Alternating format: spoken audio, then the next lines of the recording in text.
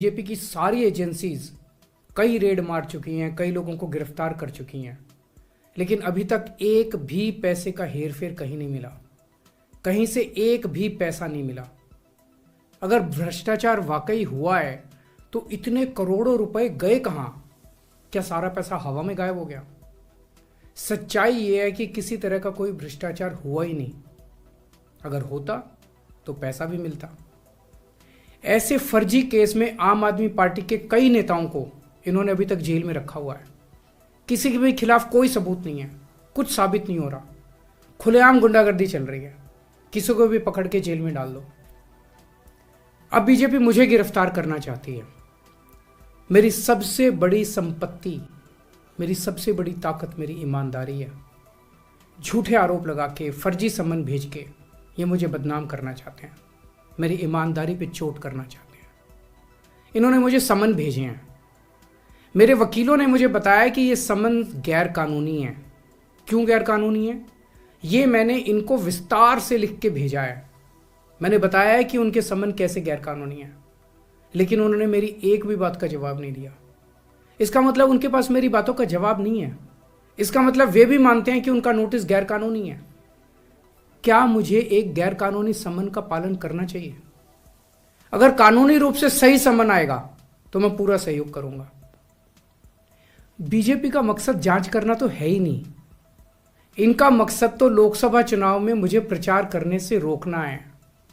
ठीक लोकसभा चुनाव के पहले इन्होंने मुझे समन भेजा है। क्यों? इस जांच को चलते 2 साल हो गए। अभी ठीक लोकसभा चुनाव के पहले मुझे क्यों बुलाया जा रहा है? पहले क्यों नहीं बुलाया? सीबीआई ने मेरे को 8 महीने पहले बुलाया था। मैं सीबीआई में गया था, उनके सारे जवाब भी दिए थे। लेकिन अब ये लोग ठीक लोकसभा चुनाव के 2 महीने पहले मुझे बुला रहे हैं। तो बीजेपी का मकसद कोई पूछताछ करना थोड़ी है। इनका मकसद है पूछताछ के बहाने केजरीवाल को बुला लो और उसे गिरफ्तार कर लो, ताकि मैं लोकसभा चुनाव में प्रचार ना कर पाऊं। आज बीजेपी भ्रष्टाचारियों को नहीं पकड़ रही, बल्कि खुलेआम ईडी और सीबीआई का इस्तेमाल करके दूसरी पार्टियों के नेताओं को तोड़ के बीजेपी में शामिल करवाने का काम किया जा रहा है। एक नहीं, 2 नहीं, कितने उदाहरण हैं जहां किसी पार्टी के नेता के खिलाफ ईडी सीबीआई के मामले चल रहे थे या उन पे गंभीर आरोप लगे हुए थे। जैसे ही वो नेता बीजेपी में शामिल हुए, उनके सारे पुराने मामले बंद कर दिए गए या ठंडे बस्ते में डाल दिए गए। तो जो इनकी पार्टी ज्वाइन कर लेता है उसके सारे मामले रफा दफा कर दिए जाते हैं। जो इनकी पार्टी में नहीं जाता वो जेल जाता है। आज मनीष सिसोदिया, संजय सिंह और विजय नायर इसलिए जेल में नहीं है कि उन्होंने भ्रष्टाचार किया है, वो इसलिए जेल में है क्योंकि उन्होंने बीजेपी में शामिल होने से इनकार कर दिया है। आज हम बीजेपी का मुकाबला क्यों कर पा रहे हैं? क्योंकि हमने कोई भ्रष्टाचार नहीं किया। अगर हमने जरा सा भी गलत काम किया होता तो दूसरे भ्रष्टाचारी नेताओं की तरह आज भी हम बीजेपी में शामिल हो चुके आज तो होते आज तक।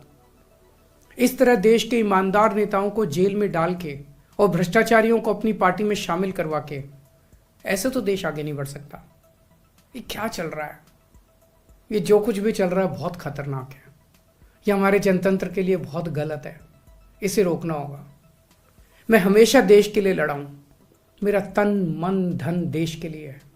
मेरी एक एक सांस देश के लिए है। मेरी खून की एक एक बूंद देश के लिए है। मेरे शरीर का एक एक कतरा देश के लिए समर्पित है। हमें मिलकर देश को बचाना है। मैं पूरी जी जान से इनके खिलाफ लड़ रहा हूं। आपका साथ चाहिए।